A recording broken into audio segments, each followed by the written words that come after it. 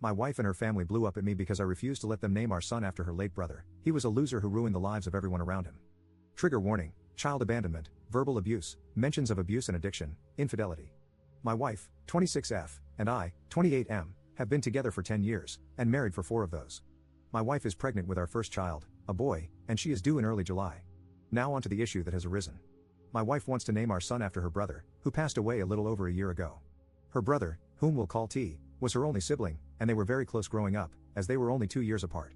However, her brother was not the most pleasant person. He was a substance addict starting from age 14 to 15, he stole from everyone around him including myself and my wife, he was abusive to all of his partners and his child, and he served several years behind bars. T was also abusive to my wife and her parents. He had a stay-away order from our home because he broke in while we were away and stole our TV, my wife's jewelry box, and one of my GNS. T passed away last year in April from a substance overdose, and it deeply affected my wife.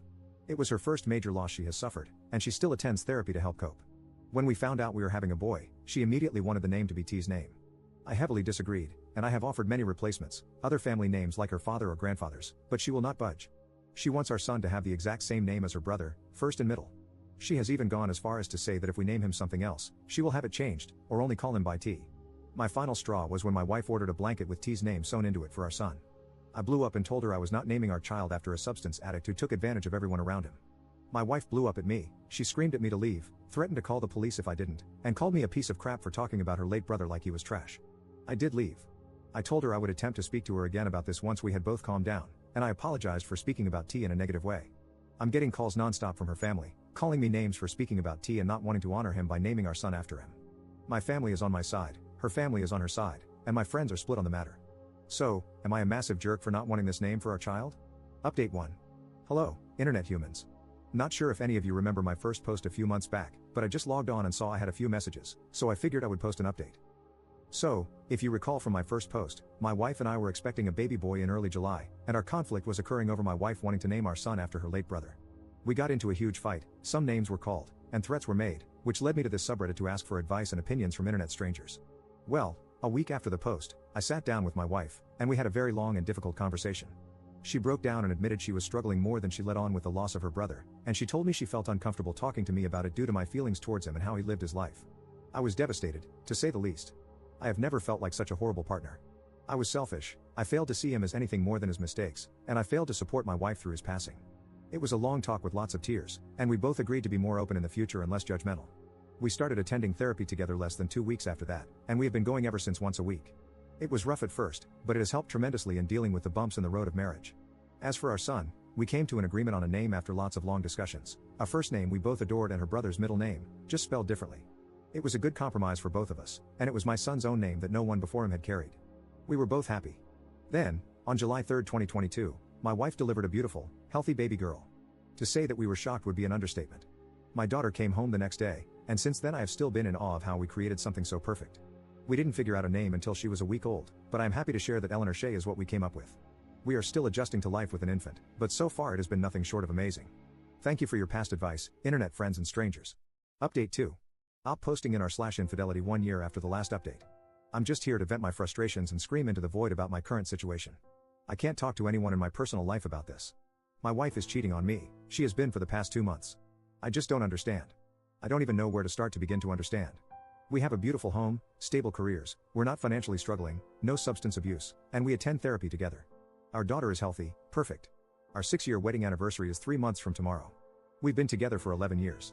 I have spent the last 2 days examining everything about us under a microscope, trying to find when it went wrong. Where did I go wrong? When did she become unhappy? When did this life, our life, become unsatisfactory for her? For her to step outside of our marriage with some random guy she met on Facebook? For her to throw our family away? I just don't understand. I found out on Monday, completely by chance. My daughter's tablet was out of charge, so I grabbed my wife's iPad so she could watch her nighttime videos and go to sleep. My wife isn't home right now, she's on a trip and won't be back for another 4 days. I keep hearing message notifications dinging on her iPad while my daughter has it, so I took it to turn it on silent, only to see a man's name I didn't recognize with a little winky face next to it. I went through everything. They've done it all, met up, spent the night together, went on dates, they even have a romantic cruise planned for next month. The same cruise she told me was a bachelorette trip with one of her friends. All of these outings that I encouraged. She told me they were with friends, and I encouraged her. I was so proud she was getting out there and becoming more social, since she expressed motherhood made her feel like a recluse. And after digging a little deeper, All of these new friends she's been out with don't even exist. All lies. They are characters she's created to continue her relationship with this man. I feel like a complete and total idiot. I never second-guessed a lie she fed me. I gave her my 100% trust. We've been doing couples therapy for a year, we communicate, we go on dates, we give each other gifts, our bedroom life was great. I never, not even for a second, would have suspected this. I don't know how to confront her with this. I don't want this. I don't want to split up our home. But I know that this isn't something therapy can fix. I know myself well enough to know I'll never be able to trust her again. Do I just let go? Let her go be with this man who clearly makes her happier than I can? My entire existence is intertwined with her. How do I even begin to untangle that and separate? I have 4 more days to sit and overthink this. I genuinely don't know what to do. Update 3.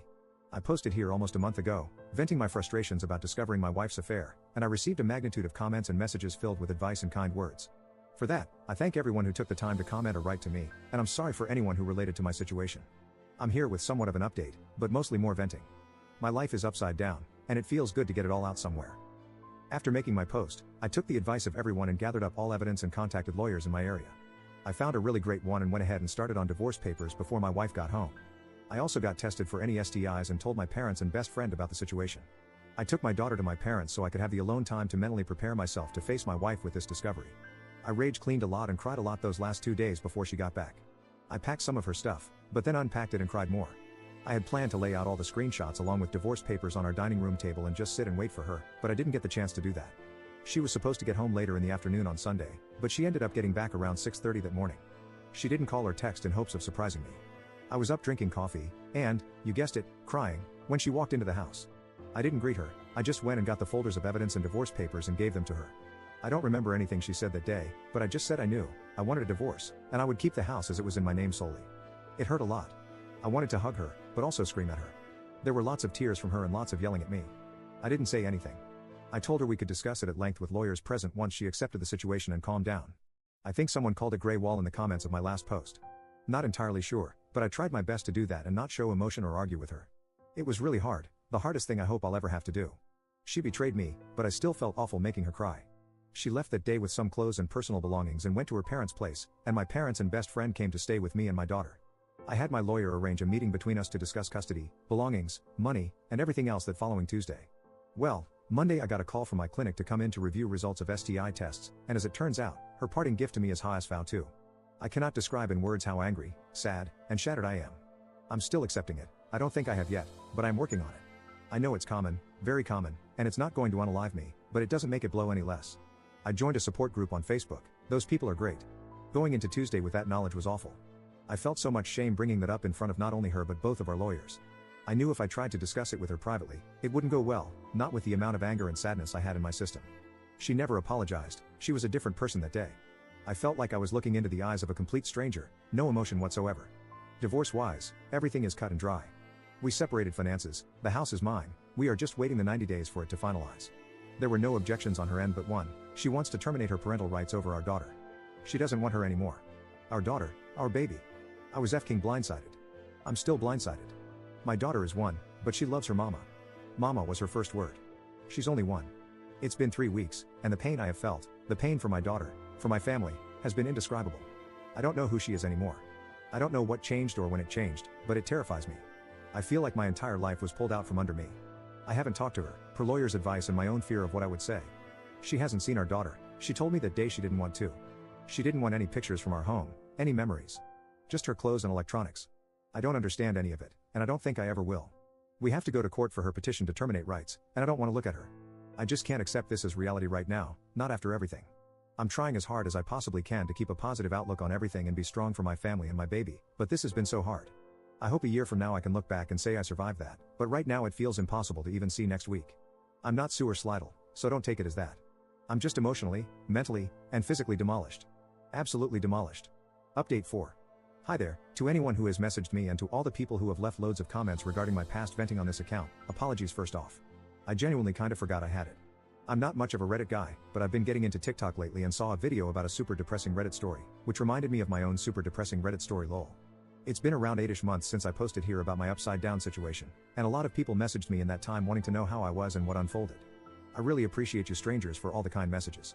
It genuinely means a lot, and I'm sorry I haven't replied or anything. My life has been such a whirlwind these past few months.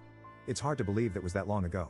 To sum up the sad stuff, First off, my divorce was finalized without any hiccups or holdups. I'm still in the works of trying to sell our old house, but in the meantime, we moved to a new state. My ex is still in the process of petitioning for termination of parental rights. I've only seen her 3 times since moving, and it has been to fly out for court. I was granted temporary full custody in the process, per her request and suggestion, and she was not mandated any visitation and has denied any offer of it. She has not seen my daughter in 7 months, she has requested not to. I don't know what else she's been up to or if she is still with her boyfriend or not. Since the divorce, it has been in the best interest of my mental health to keep the contact as minimal as possible, and she has done the same. I have offered many chances for her to visit with my daughter, whether it be via video call or flying out, and before we moved, I asked weekly, but it was always a no. Her parents still video call with my daughter, and we're hoping they can fly out over the summer and spend some time with her. They've been cut off by my ex as well.